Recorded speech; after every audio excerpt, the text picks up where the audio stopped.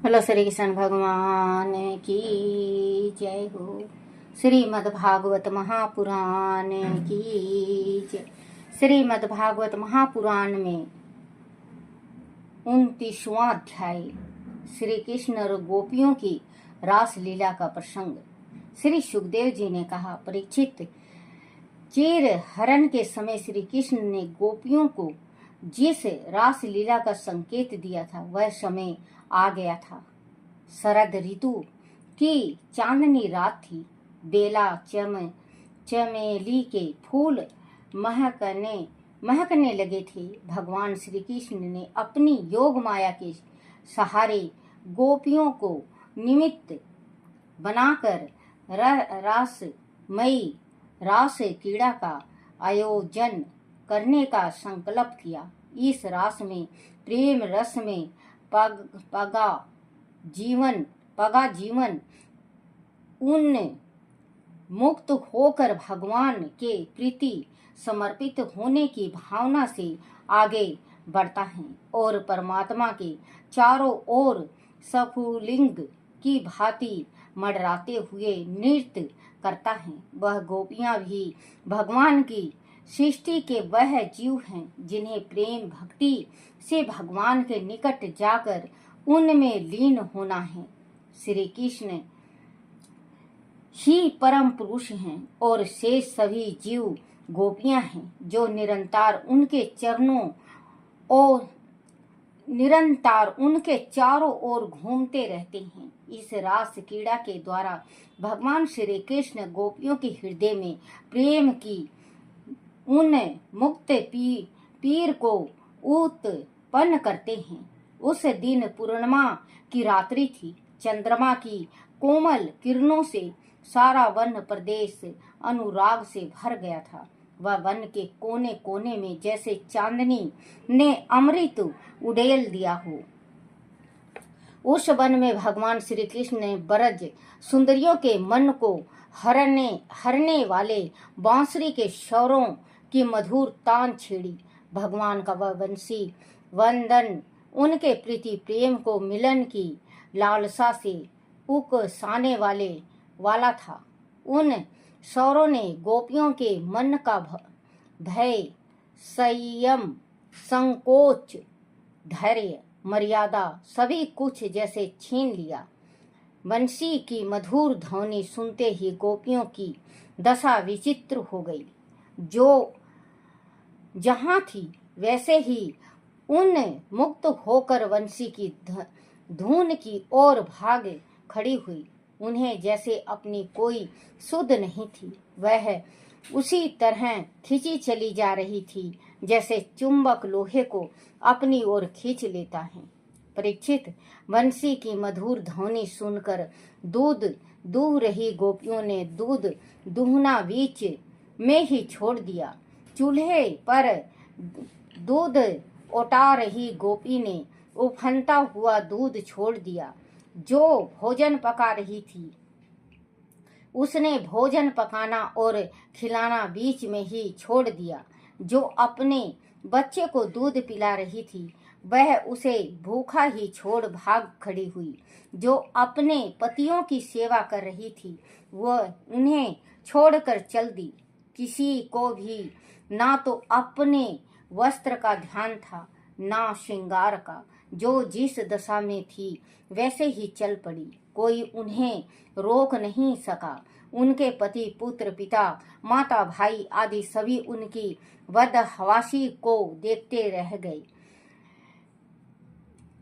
देखते खड़े रह गए। वह रुकती भी तो कैसे रुकती। उन पर श्री कृष्ण की बांसुरी के स्वर का जादू चल गया था। वह सम्मोहित सी होकर भागी चली जा रही थी। उनकी बंद आंखों में श्री कृष्ण की मोहनी सूरत जो बसी थी।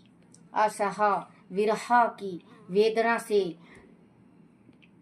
दंग होकर वह मिलने की चाह में अपनी सुध बुध खोए चलती जा रही थी। सभी श्री कृष्ण के निकट पहुंचने की जल्दी थी। एक दूसरे से टकराती धकी याती वह दौड़ी चली जा रही थी। राजा परीक्षित ने पूछा, भगवान गोपियां तो भगवान श्री कृष्ण को अपना परम प्रियतम ही मानती थी, उनका उसमें ब्रह्म भाव नहीं था। इस प्रकार तो उनकी दृष्टि प्रकृति गुणों से ही युक्त दिखाई पड़ती है। ऐसे स्थिति में उनकी संसार से निवृत्ति कैसे हुई? श्री सुखदेव जी ने कहा, राजन, जैसे वेदी राज शिशुपाल भगवान के प्रति देश भाव रखने पर भी अपने प्रकृति शरीर को त्याग कर अप्रकृति शरीर से उनका प्रसाद बन गया था, इसी प्रकार गोपियों का प्रकृति शरीर कहीं भी रहा हो, परंतु उनका अप्रकृति अर्थात सूक्ष्म शरीर श्री कृष्ण के रूप माधुरी में खो गया था। परीक्षित, भगवान श्री कृष्ण वास्तव में प्रकृति संबंधी वृद्धि प्रणाम और गुणों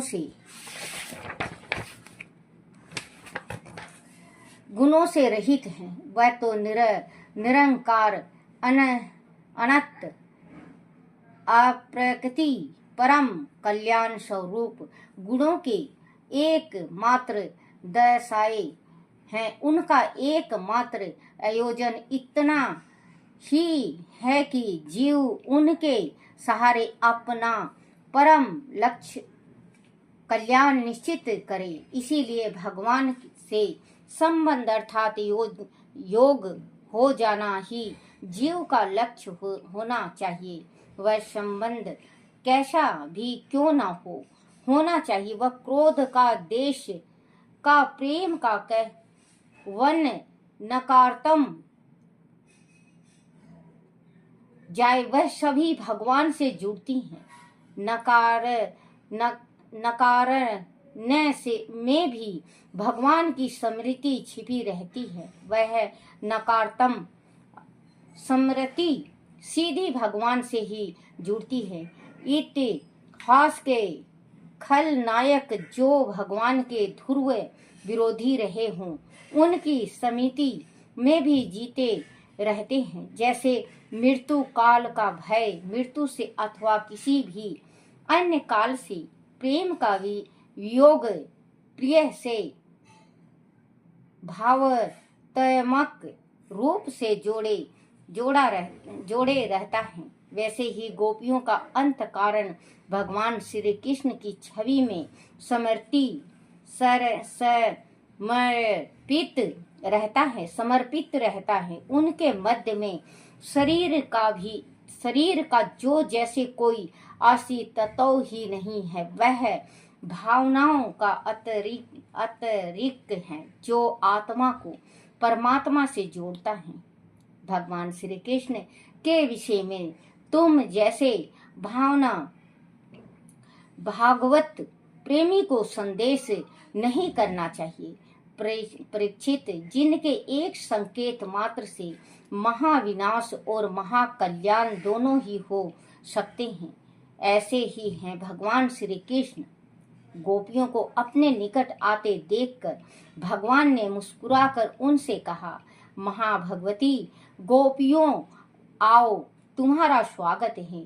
कहो, तुम्हें प्रसन्न करने के लिए मैं क्या करूं?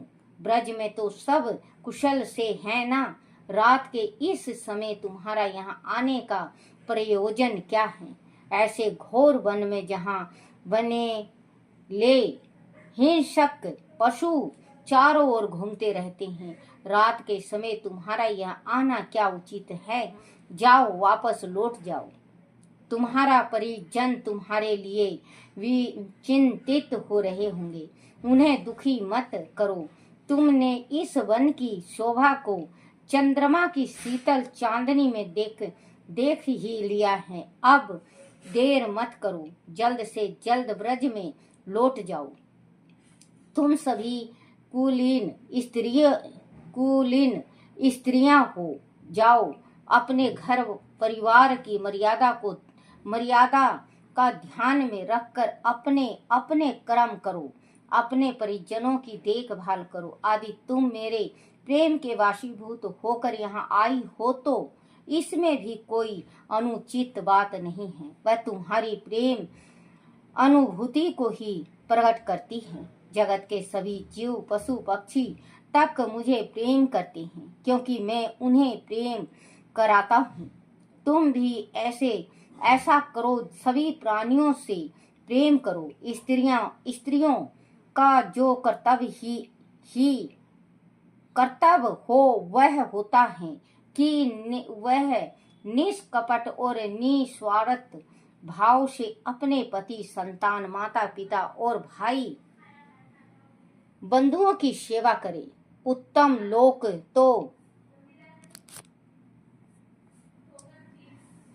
लोग तो प्राप्त करने की अभिलाषा रखने वाली स्त्रियों को पाप का मार्ग छोड़कर अपने पतियों की सेवा करनी चाहिए, भले ही वह कैसा भी क्यों ना हो। पर पुरुष के प्रति प्रेम रखने वाली कुलीन स्त्रियों का परलोक बिगड़ जाता है, उसे स्वर्ग नहीं मिल पाता। लोक में व्यर्थ का अपयश अलग से होता है, उसे नरक प्राप्त होता है। मेरी लीला और गुणों के श्रवण से, मेरे रूप के दर्शन से, मेरे प्रति ध्यान देने से, मेरी स्तुति और भजन कीर्तन करने से निश्चित रूप से प्रेम भक्ति प्राप्त होती है। यह प्रेम भक्ति मेरे निकट रहने से नहीं होती, इस अंत कारण में रखना होता है। इसीलिए देवियों, समाज की मर्यादा को ध्यान में रखकर तुम वापस चली जाओ। परीक्षित, भगवान श्री कृष्ण के इस प्रकार के अप्रिय उपदेश को सुनकर गोपियां उदास और घिन हो गई। उनकी आशा टूट गई। वह चिंता के अथाह सागर में डूबने उतरने लगी। उन्होंने अपने मुंह लटका लिया, आंखों से आंसू बहने लगे, पैर के नखून से वह मिट्टी कुरेदने लगी। उनकी लंबी लंबी सांसें चलने लगी। उनसे कुछ भी बोला नहीं गया। वह चुपचाप खड़ी रही। जिन गोपियों ने श्याम सुंदर के लिए अपने समस्त भोग और कामनाएं छोड़ दी थी, जिनका कृष्ण में अगाध प्रेम था, उन्होंने जब कृष्ण की निठुरता पूर्ण बातें सुनी तो उन्हें वह बातें बड़ी अप्रिय लगी। उन्हें बड़ा दुख हुआ। अपने आंसुओं को रोककर उन्होंने कुछ पल बाद श्री कृष्ण से कहा। गोपियां बोली, प्यारे कृष्ण, तुम हमारे हृदय की बात जानते हो।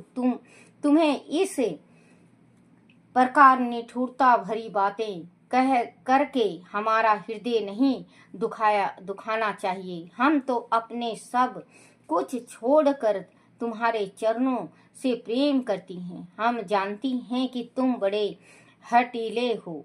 हमारा तुम पर कोई वश भी नहीं है। तुम अपनी मर्जी के मालिक हो, स्वतंत्र हो, पर हमारे प्रेम को इस प्रकार से मत ठुकराओ जैसे भगवान नारायण कृपा करके मोक्ष चाहने वालों से प्रेम करते हैं और अपने भक्तों को स्वीकार कर लेते हैं, वैसे ही तुम भी हमें स्वीकार करो।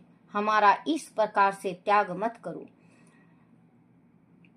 प्यारे श्याम सुंदर, तुम तो घट घट वासी हो, सभी धर्मों के कर्मों को जानते हो। तुम्हारा यह कहना सत्य है कि हम अपने परिजनों की सेवा में अपने चित्त लगाना चाहिए, परंतु हम जब तुम्हारी सेवा करना चाहती हैं तो इसमें अनुचित क्या है? हमने तुम्हारा यह कहना हमने तो तुम्हारे परम पुरुष भगवान माना है। तुम सभी प्राणियों के प्रियतम हो, इसे से प्रेम करते हो तो हमें तुमसे क्यों ना प्रेम करें। हमारे इस अधिकार को छीनने वाले तुम कैसे हो सकते हो। आत्मा ज्ञान में निपुण महापुरुष भक्तजन महात्मा ऋषि मुनि सभी तो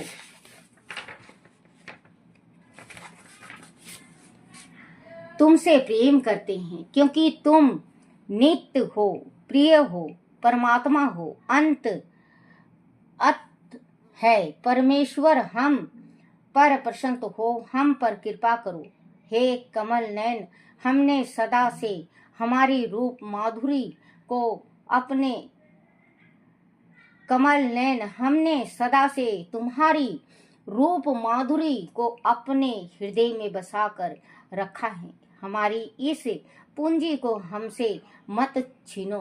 हे मनमोहन प्यारे, अभी तक तो हमारा चित्त घर के काम धंधे में लगा रहता था, परंतु तुमने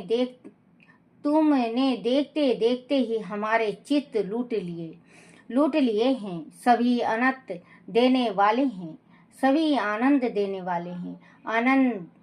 आनंद धन आप अपनी प्रेम वर्षा से हमें वंचित मत करो। हमने तुम्हारे चरण कमल पकड़ रखे हैं। हम यहाँ से एक पग भी हटने को तैयार नहीं हैं। फिर हम ब्रज में कैसे जा सकती हैं? वहाँ जाकर हम करेंगी भी क्या?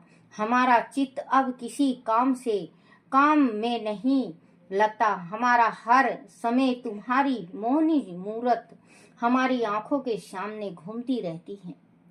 हे प्राण वल्लभ हमारे प्यारे कृष्ण, प्यारे सखा, तुम्हारी मंद मुस्कुराहटों ने, प्रेम भरी चितवनों ने, तुम्हारी बांसुरी के इन मधुर स्वर ने हमारी हृदय में तुम्हारे प्रेम और तुमसे मिलने की आग को और भी जोर से धधका दिया है। उसे अब तुम ही अपने आधारों की रस धारा से शीतल कर सकते हो। नहीं तो प्रियतम, हम अपनी विरह व्यथा में जलकर राख हो जाएंगी। हे कमल नयन, हे मोहन प्यारे, हे मुरलीधर, तुम्हें वन में और वनवासी बहुत प्रिय हैं। तुम भी उन्हें प्रेम करते हो, इसीलिए तुम सदा वह वन में भटकते रहते हो। जिस चरणों के स्पर्श के लिए स्वयं श्री लक्ष्मी जी तरसती रहती हैं, उन चरणों के स्पर्श का सुख विधाता ने हमें दिया है। तुम्हारे इन चरणों का स्पर्श हमारे सारे कष्टों को दूर करने वाला है। हम इस स्पर्श के लिए अपना सभी कुछ छोड़कर तुम्हारे पास आई हैं। हमें किसी लोक लाज का भय नहीं है। तुम्हारे प्रेम की अग्नि में हमारा रोम रोम जला जा रहा है। तुम हमें अपनी दासी के रूप में ही स्वीकार कर लो। हम सेवा का अवसर प्रदान करो।